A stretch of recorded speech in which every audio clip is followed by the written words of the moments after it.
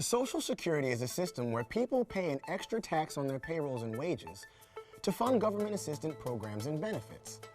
Today, money from Social Security payments provides pensions to the elderly, the disabled, the unemployed, and their dependents. But Social Security hasn't always existed in America.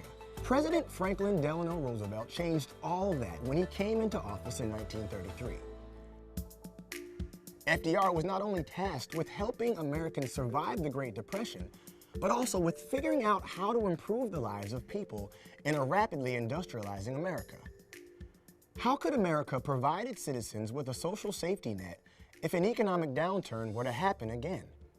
Upon taking office, he announced the New Deal, a series of programs and projects that aim to provide relief for Americans and institute crucial economic reforms. However, critics complained that these measures were too conservative and temporary in nature. A variety of social safety net proposals gained broad popular support across the nation. So, in 1935, FDR announced the second New Deal, which included the Social Security Act, signed into law on August 15th. Workers pay into pension funds, and once they retire, they receive payments back from that same fund in proportion to their own payroll deductions over the years. Implementing Social Security was not an easy task. To secure the system against attacks from its political enemies in the Republican Party, the Roosevelt administration set up the system as an insurance rather than a welfare program. Every citizen was assigned a Social Security account number. During the remainder of the 20th century, Social Security went through many changes as the act was amended several times.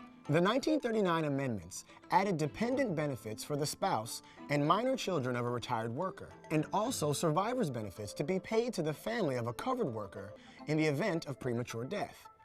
In 1950 and 1954, Congress made farm and domestic service workers eligible for Social Security.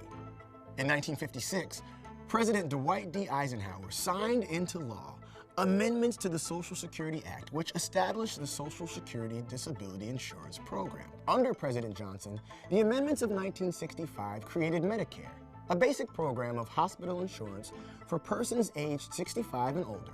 In 1983, under Reagan, further amendments made Social Security payouts subject to taxes and began to gradually raise the age of retirement.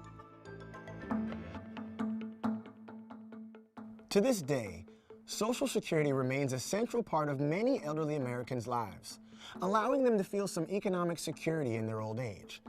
The proportion of retirees to workers on payrolls increases as Americans have longer lifespans, leading to increasing debate over the viability of Social Security, the centerpiece of FDR's New Deal legacy.